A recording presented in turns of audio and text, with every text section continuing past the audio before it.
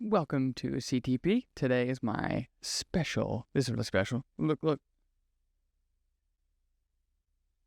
It's the Star Wars episode.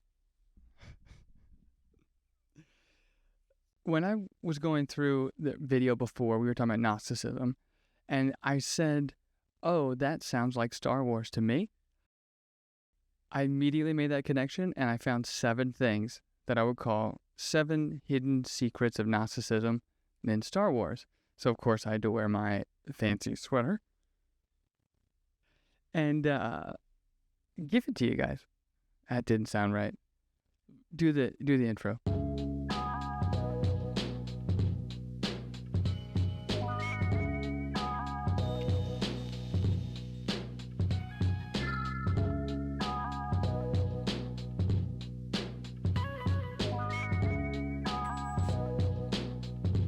So, exploring this Gnostic avenue, I noticed that Star Wars and Gnosticism, not all Gnosticism, there's certain sects, there's Sethian, there's Marcion, there's, a couple of them that we lost. But the main idea of Gnosticism, I found it curious that it was also in Star Wars.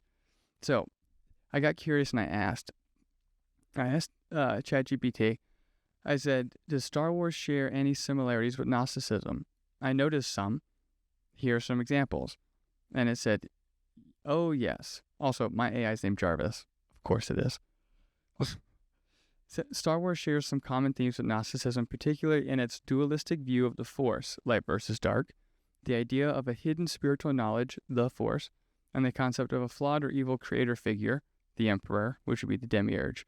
We'll get into that. However, says some scholars argue that the series' overall message ultimately subverts Gnostic themes in favor of others, and it says such as Christian values like love and redemption, which play a central role in the narrative, particularly in the Origin trilogy. I agree, but also kind of unique that it went right to maybe I'm looking up too much Christian stuff, and it went right to just like, don't worry, it's okay, you can be Christian and like Star Wars. Thank you, AI. You're being very, very polite. Now, the things that I found in Star Wars that would be, Gnostic in this case, is, like I said before, it was the duality, right? So you have both this good and evil force, light and dark, and it's about balance, right? And that relates to, the Archons being the ones who keep this balance. And so in order to make entropy lower and to keep things from being stagnant, well, then you're going to have rises and falls of like good and bad in this case. And so that duality is definitely in Star Wars, right? With the Jedi and then the Sith. And each one having, the prophecy, both know about this prophecy of like the chosen one's going to come and like bring balance. And that's Anakin. And then my buddy argued that he technically does, because the Jedi at that point have too much, right? They're too much light, not enough dark. But again, the Sith always have, the series of 2. It's always the master and then the apprentice. So, I wouldn't say that would be a fair force, I suppose. But then at the end of the, when he becomes Darth Vader, boom, now you have a rise of like, the material world or the galaxy itself being ruled by, the Emperor, this demiurge figure. Excuse me, again with the burps. Maybe I'm just nervous. And so the idea of the demiurge is this creator god that isn't God, but is less than this overall good idea of like, it's perfect. It's just the one in Platonism. And the demiurge is a spawn that like thinks he's God in this case, in certain ones. Again, I'll try to put the link of like what the actual demiurge idea and concept is. But it's the person who rules over the material world, and it's like more of an oppressive thing. But people get mistaken, especially if it's, something strict, like a strict idea of what you think God is, right? This doesn't match up. But what I'm saying is this one is not God, right? God is out away. and so that's where people kind of get confused. They're like, are you calling him oppressive and blah, blah? Nope. That's completely separate from the actual thing, the ultimate good in this case. And so something I found cool about the Emperor is that it also reminds me of, like he's an archon itself, right? He's one of these figures who is in charge, and it's my job to bring balance to the galaxy, right? But then also it means that gives rise to the dualistic view, where now it's time for the good to come back, right? It's this heavy swing of a pendulum. And that's really, really cool when I kind of figured that out. And then, of course, you have the Force itself, right? And the Jedi use it. They do the physical training. They do spiritual discipline, right? They don't get married, right? The only thing they do is they have this Jedi code. They have this good thing, and that's what they focus on. And their pursuit is to understand the Force itself. And if the Force in this case is knowledge, there you go, right? So they're seeking gnosis, or like a special knowledge. And through the Force, right, you get these cool, abilities that you get to do, and people think it's very generic, where they like move something, or they can like force push and pull, and do, if you're the Sith, and you can like crush things, and like Darth Vader just chokes them out. And yeah, that's all cool, but also you have like Yoda, who can see the future. Anakin kind of can see the future, but it's, messy, and it's hard to like weed through all the possibilities. But like that's an ability, or, to use this secret knowledge to, these are not the droids you're looking for, right? You can, if they're not in gnosis, if they don't have knowledge, well, you can just trick them because you do, right? That kind of a thing. And, of course, with that being the play, then it's the matter versus spirit, is what I call it, which is the material doesn't really matter. It's the Force. It's you being a part of it that is important. And, of course, the Yoda quote, right? Luminous beings are we, not this crude matter, right? And you go, oh, nice. A very Gnostic-leaning sentiment. And I go, what in the world? I'm having a fun time. This was like a breakthrough for me, so hope you guys are feeling it too. So the 7 things, I already talked about the first one that I have, which is, of course, the Emperor being this demiurgical figure, right? So if the material world is like a prison and it's not our real home, just like the Jedi are like the material doesn't matter, it's the spirit, the Force in you, right? It's in everything. It connects everything. It is everything, right? And you can tap into that through a certain level of knowledge or training or, practices. Well, then you can have that. But also, there's a bad version of that at the same time. So it's still the duality thing. But if the material world is the prison, right? Like a bad copy of the higher spiritual reality, then Jedi and Sith have the ability to tap into that and use it down in the material. So, of course, the common is as above, so below. So it does have that feel to it. And then, of course, the Emperor would be like one of these rulers, an archon, that would control this material world. So, pretty cool. Number 2, right, which is I put the Force, and then, of course, this idea of the pleroma, right? Which it just means the fullness, like the realm of pure spirit is what it means. And that's literally what the Force is. But the Gnostics taught that beyond our messed up world and its creator, there's a true ultimate reality where this is the home of the true God, right? The one that we were talking about. And it being so far beyond us. And they call it the monad. That's what it is.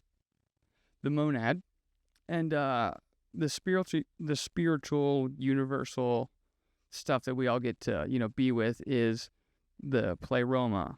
So you get to, that's like the ultimate goal, is to be in that pleroma and kind of be in the fullness of the one, right? Be in that realm of pure spirit.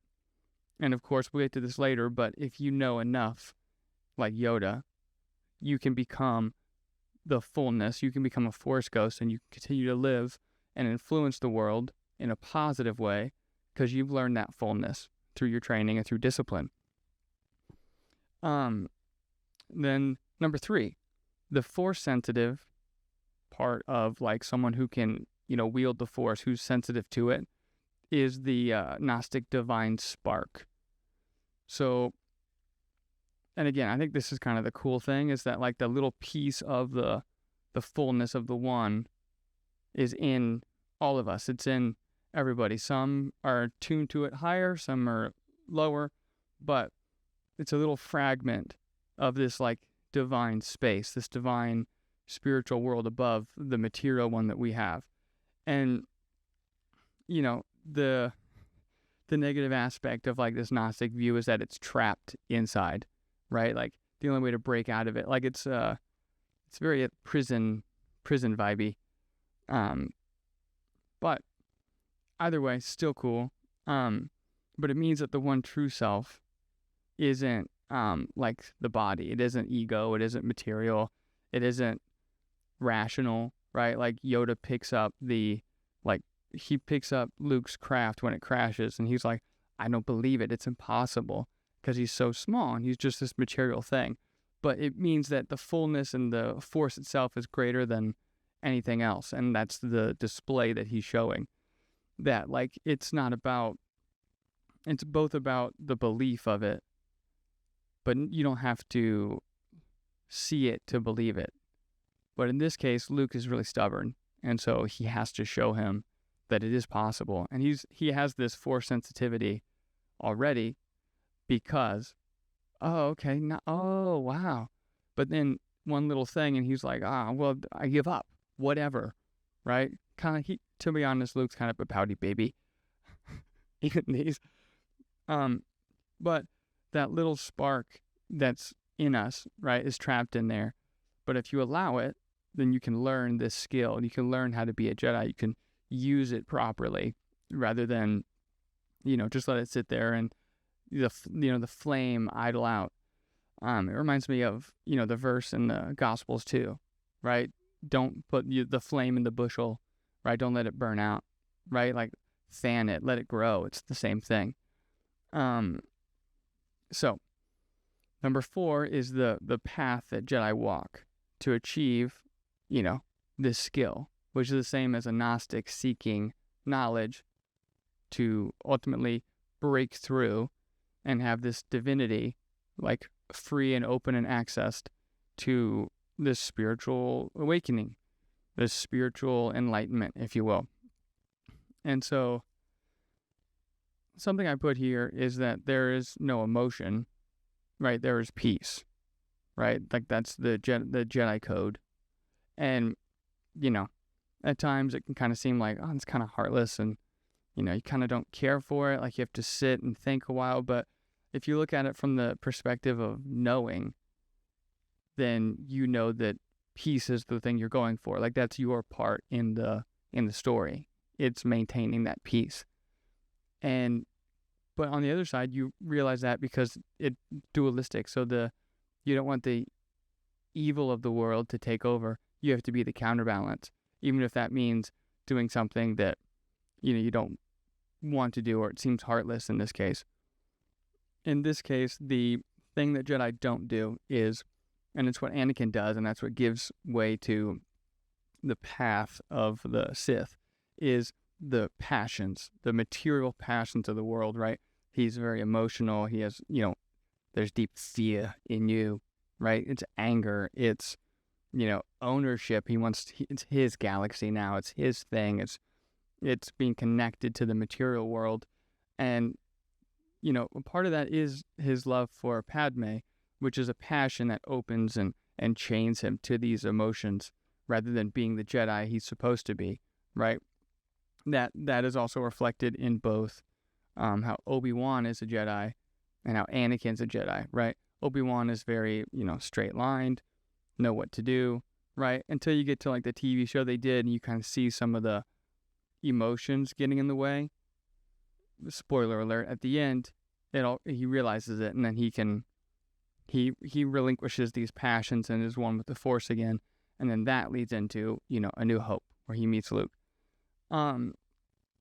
And so these emotional hooks are the dark side playing with you, right? The material demiurgical emperor plays, and he uses Anakin as a prop. He sees the passions and the depth that he's connected to this material world. So it's the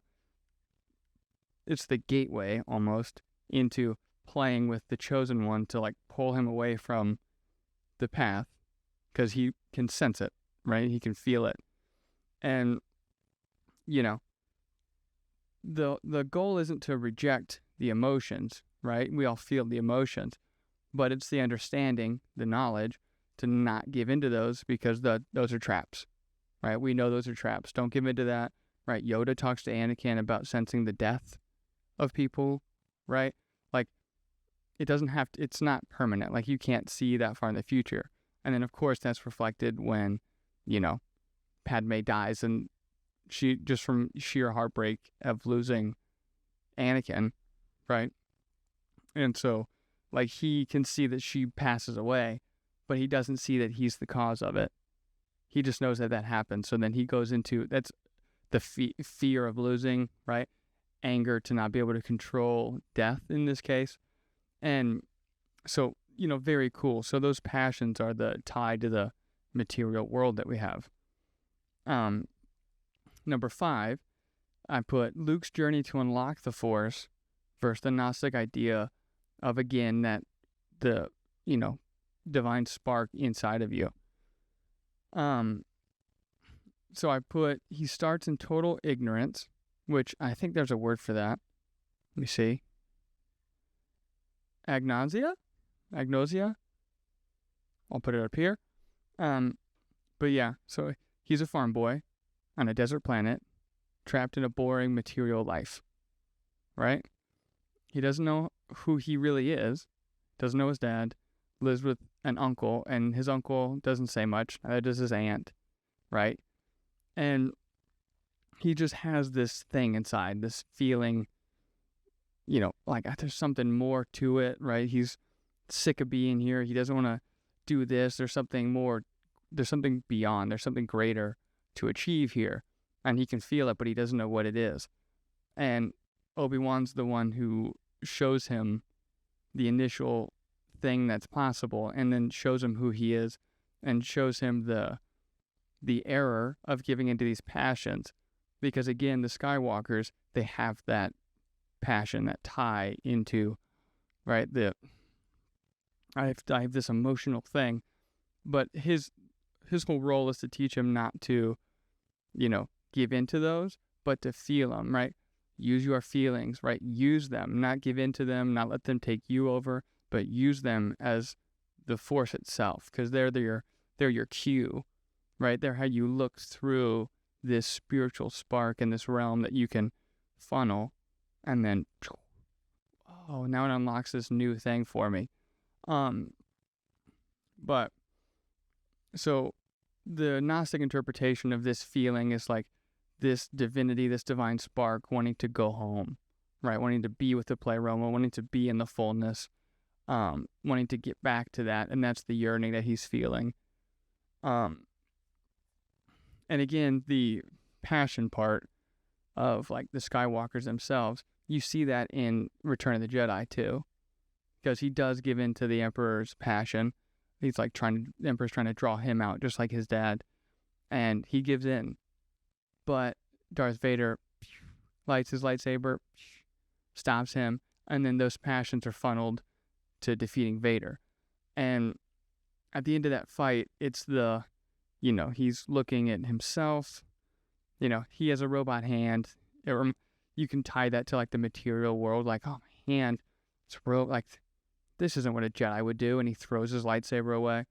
Like, that's part of this whole, like, relinquishing this passion and to study the Force and be a Jedi the way he's supposed to be, like his father before him, right? But not give in to the same, passions that his dad did.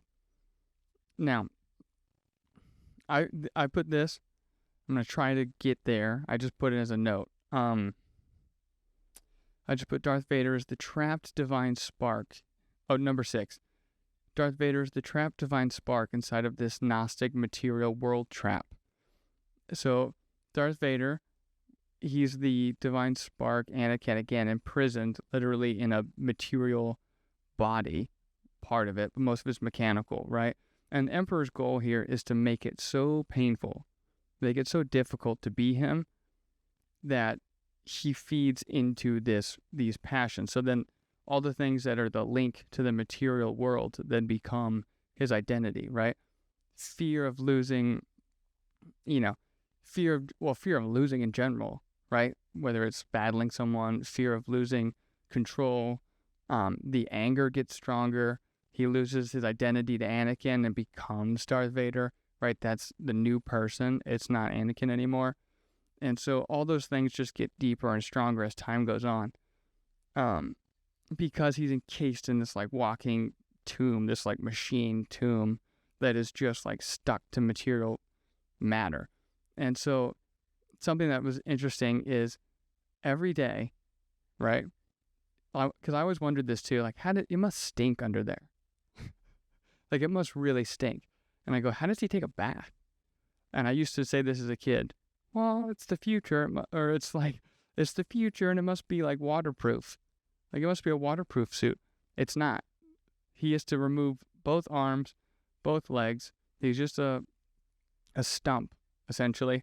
And he gets dipped in like acid bath because the skin is dying, because it gets burnt off.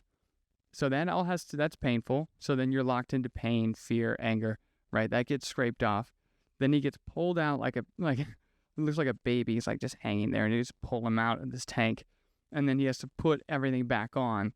And he has to wear a mask because his lungs are all damaged. They've been burnt really bad. So that's why he has to have the breathing apparatus. And so, like, the soul itself, this divine spark, Anakin himself has forgotten who he even is. So the person he is now is this material tie to the dark side, which is full materialism in the form of like Gnostic view. The Gnostic view would be you're tied to the material and that's where you'll be. And I'm like, oh my God. I'm like, that is so good. And that's the whole point is, hey, I need you to, this the Emperor, I need him to suffer. I need him to be in pain. I need him to, take out all this anger, not on me, but on other people that I can push him to fuel. And again, that's the, if he's the demiurge or like an archon in this case, like, there you go, right? He's just one of the little principalities and one of the little rulers who's like under this thumb. And that's the whole idea of why he sends it in Anakin at first. And so you get this whole plan, this arc of like him turning him into someone else that he can use as a tool, like the demiurge would use the material to like trap. And super, super cool little thing. Now, the ultimate end to his story is redemption in this case, through the love of his son, through the dedication of Luke, and, at the end, Vader becomes the one he's supposed to be, which is when he dies, he realizes that Anakin is who he is. He realizes his divine spark, the spirit that lives in him. It's not Darth Vader, it's Anakin, and he can see it only through the redemptive love of his son. And so when he becomes the Force, in this case, it's the analogy of him leaving the material behind and becoming the ultimate one with the, in the pleroma, becoming the fullness of the thing that is the spiritual as above, so below in this case. And the Gnostics too, they have this goal to not necessarily, which can be quite negative. I'm totally for this being negative. Their goal is to not try to fix the material. It's broken from the get-go. So the goal is to try to escape it. And that can be taken in a very different way based on whoever wants to interpret that sentence.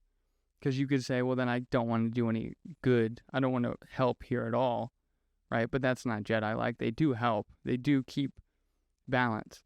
But again, it can seem heartless at times, but it is the right thing to do.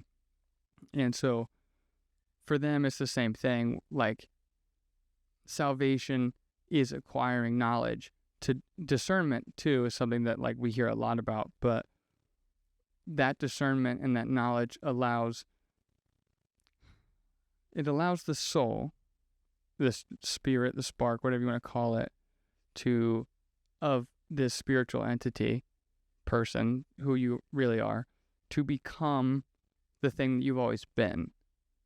And so that's Vader in this case. He was Anakin, became Vader. So like a spiritually enlightened individual who is, the highest. Oh my God, I've never seen such a midichlorian count. Qui-Gon. And he gives into the material, forgets who he is, and then returns to it at the end. And so the Force Ghost is a highly, highly trained Jedi who learns how to mesh the person, right, the spirit, with the ultimate force.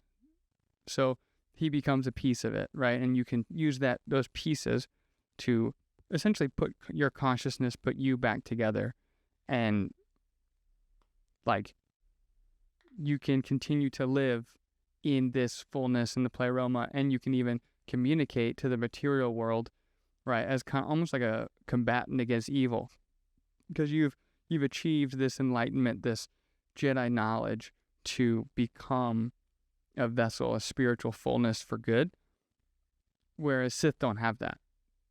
They're all material, all of this, and that's very reflective in that last scene where you see, Vader gets to stand with everybody, right? Obi-Wan's there, Yoda's there, right? Like all of these, I forget exactly who else is there. I remember Yoda and Obi-Wan, but then Anakin walks in and he's smiling and he's all happy, and you're like, oh, redemption, right? He became this thing, but it did take Luke and his stubbornness and, doing that self-sacrifice that Jedi do for the ultimate good. And he goes, I still feel it in you, Dad. I know it's still there. You just forgot it. Boom. And it's like, what a story, man. Anyway, so it was just, those are my 7 things. And I knew I liked Star Wars. And I just thought it was from all the cool stuff and the lightsabers and like the Jedi and the Sith. But I think this is important too, is the role of story, right? Like pulling from these. And again, Lucas did say that he used lots of these texts to craft this story and use it. And I think in conclusion, we should remember that, where it's like, oh, it's just a myth, or it's a story, or it's, just this. So what? Like, it can still do something. They can still make, do even in Oppenheimer, yeah, he used the Bhagavad Gita, right, to quote, I am now become death, the destroyer of worlds, right? Like, he even someone as genius level as him at physics still has a religious tie to, like, a story. He doesn't believe in it, but, like, he still read it. Like, he goes, I just need to know these things. Again, I don't know a whole lot about it, but I remember that from the movie, and I remember going, holy shit, is that the Bhagavad Gita? Yep, totally is. And so the role of religious story or religious myth, even in the ancient past, has relevance to them, just like it has relevance to us. And we can take it and we can craft a story like Star Wars, or, some of these great people who read it. It's like, why do we care? It's like, that's why. Because it can still have an effect on us here on Earth. And, it probably had just as much, to them. And I think this was cool of like the Greeks or the Romans who, had their deities and they were like, oh, they're active. Like, they really are, right? There is a unique quality to believing in story, to having story itself speak to the person that you are. And I think that's why going in these, pathways and like finding some of these things, it's not let's say it's not material, it's not ego. Like, I'm not trying to convince you of anything. But it is fun to show you something that maybe you've never been shown before, or you've seen before. And I'm having fun diving deeper into most of these, because then I'm getting in my own life a deeper image of what that looks like. Just like you are, like we're doing it at the same time. And, I ultimately think that that's just positive, and that this fun little speculative Sunday thing that I'll be doing. So it looks like Sunday will be like a speculation video like this. We're about 31 minutes, so 30-minute. And then, sometime during the week, I'll have like more of a in-depth like study type thing, maybe on like a Wednesday, and then try to post little clippies that can be saved and whatnot throughout the week. And there you go. So the minimum is like, we'll have 2 per week. I'll have fun doing it, and we'll go on this journey together. Sound good? I hope this makes you think about Star Wars a little bit differently, because it does for me. Hence the shirt. Good night, everybody. Thank you.